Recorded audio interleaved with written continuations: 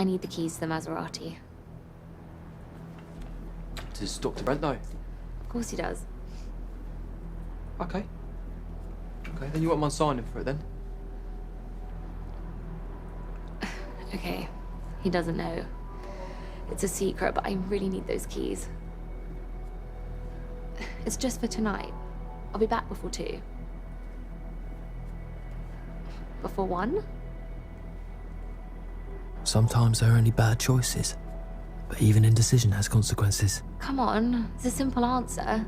Yes or no. Okay. Good boy. What's in it for me? I'll owe you one. One what? One favor. How do I know you're good for your favours? You can bank my favors. Fuck.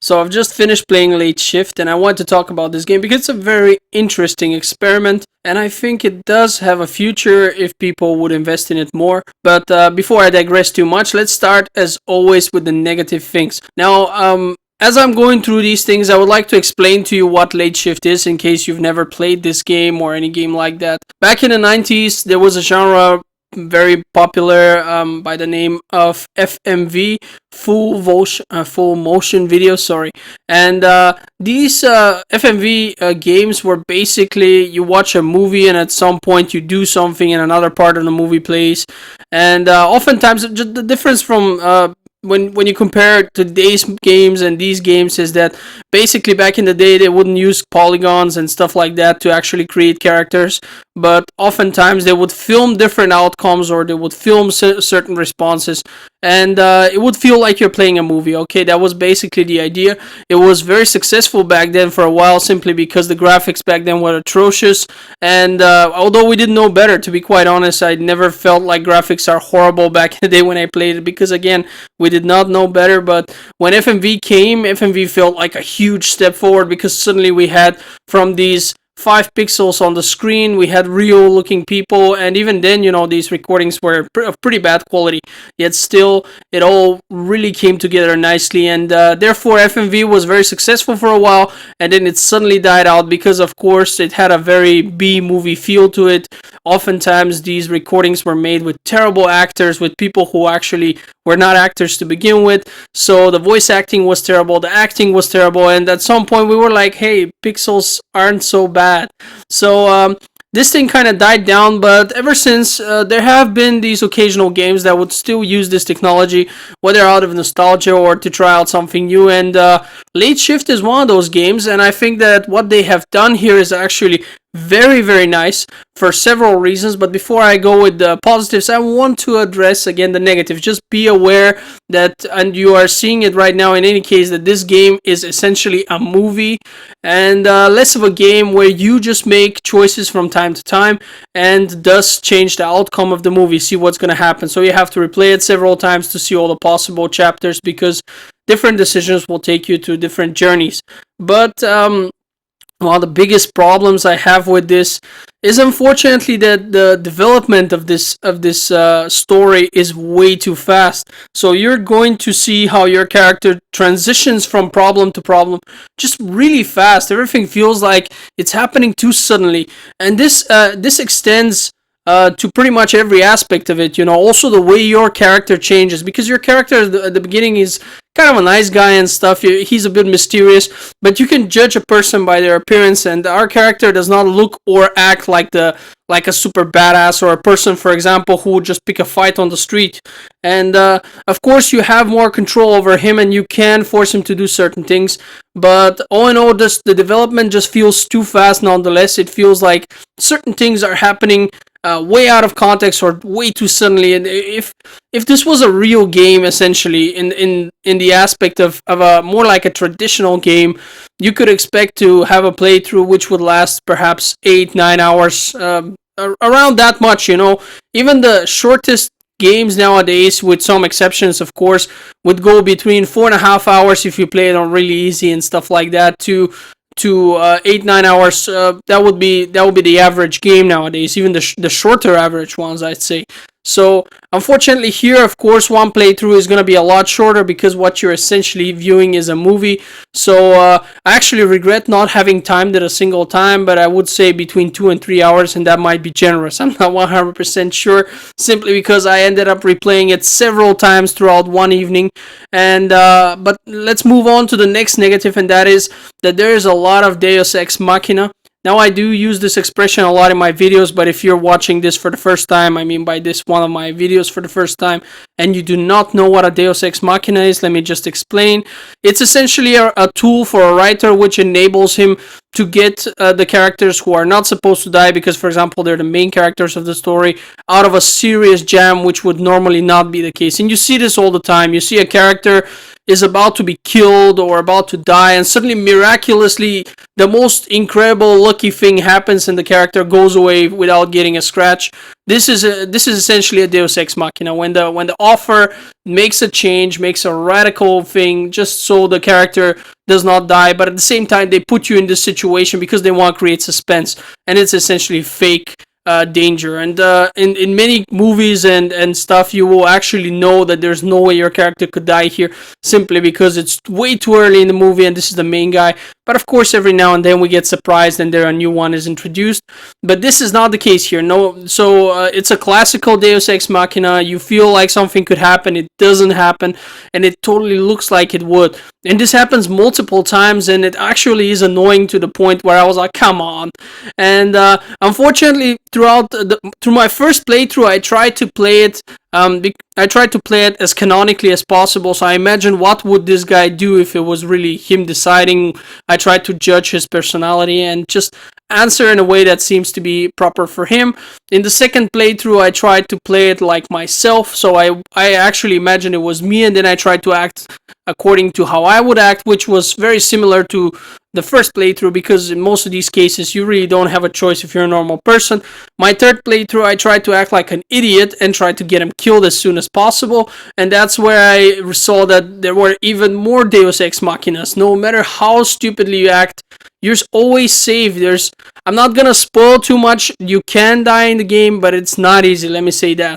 So the third point that I want to address is that since this game, and I'm gonna keep calling it game, but that's a very relative term in this case, since this game requires you to replay it several times if you want to see all endings, or I read on the internet actually after I've replayed it and saw all the endings out of curiosity just to check, not that I have missed something. I read that people found a way to cheat it by basically making one choice and save and exiting at some point, and it would pull them back right before the choice, so they kind of see what's happening and then they get to do another thing. That's how they did all the achievements or something like that. It's not complicated, but I didn't do it. I did it the normal way, and that's how I advise you to do it, simply because the other method could still lead you to not seeing a few scenes in extreme case scenarios. And I mean, if you've paid for the game, you might as well see everything it has to offer. So in any case, the problem with this is that you can't skip ahead. So what's gonna happen is, after the second and third playthrough, you're gonna be able to recite their phrases and everything, their lines, while they're going, especially at the beginning of the game, where barely anything can be changed except for what your character will say and whether it will be super nice or it will be super stupid, etc. So you basically get to replay a lot. So imagine if one playthrough, and again, let's just go with 2 hours just for the argument's sake. If one playthrough is 2 hours, you're going to, with each replay, you're going to have to watch at least the first 30 to 40 minutes every time without anything changing, essentially. And later on, you're going to see a lot of scenes that you have seen as well, because sometimes the developments can cross, and you could go somewhere and then you have to return to a place where in another playthrough you would have gotten sooner. But essentially, certain things will happen one way or another no matter what you do. So you're going to see a lot of these scenes again and again and again, and it can be really boring, to the point where I actually would pull out my phone and just look at some memes or something, entertain myself while the movie is going in the background, because that's the cool thing, and at the same time it's the bad thing. If you choose nothing, because you have a time to react with your choice. If you choose nothing, a certain type of answer is always given, and that answer, I don't know if that would be canonical, but you can go through the whole game by not clicking anything. So you can straight out watch it as a movie, and you will certainly get one of the endings this way. It's not like the game will just wait for an answer. So that might be a good thing at the same time, because some people might want to just watch it as a movie. And I actually started the first playthrough. My girlfriend Sarah was here, and she was watching and commenting a lot, as girls do, and she was entertained and interested in this. But of course, after the first playthrough, she kind of lost interest, and she would just pop out from the other room and check if anything different is happening. I'd inform her, but all in all, she lost interest after a playthrough. Watching is not so interesting after that for her. But okay, so on to the next point. The next point is actually connected to the first one with the fast development. You have a romance in this, and it doesn't always happen, depends on how you play it. And I gotta say, the romance feels so forced and so fake and just inappropriate. It actually is so weird and sudden that also the character, you can see that he's confused, and he's actually gonna act confused at first as well. So this romance felt like it was tacked on simply because they were like, okay, every good movie's got a hot chick and a main guy, and if you got these two things, we gotta definitely get them together somehow so that we have a romance. That's another module we want in this construction of this movie. So that's what happens here. I don't like that. I think that if you can't do it right, better don't do it at all. Now the next point is something that I mentioned before, that dying is hard, and due to the many Deus Ex Machinas, but death usually in games is the ultimate punishment. You're gonna make a wrong choice, do something really bad, and you're gonna die.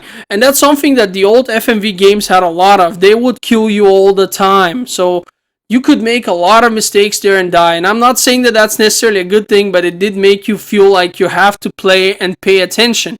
Here, essentially, you're just choosing which version of the movie you want to watch most of the time. Death is a very difficult thing to achieve here. And for me personally, it was a minus. I did not enjoy that fact. And another thing, and that would be the last negative thing, because this isn't that complicated of a game, if you can even code a game, so there isn't much to nag about, but still, the last but not least biggest problem for me is the fact that your decisions most of the time have absolutely no effect. They're just minor cosmetic decisions. Certain things, I've said it, are supposed to happen. They will happen one way or the other, and all you can do is change how the scene will play out very slightly in most cases. And after you've played 2 or 3 times, you've tried all the beginning decisions, because those are the ones that you're gonna be you're gonna be able to experience the fastest. These are gonna kind of make you feel like, oh, so no matter what I have chosen, the outcome's always the same.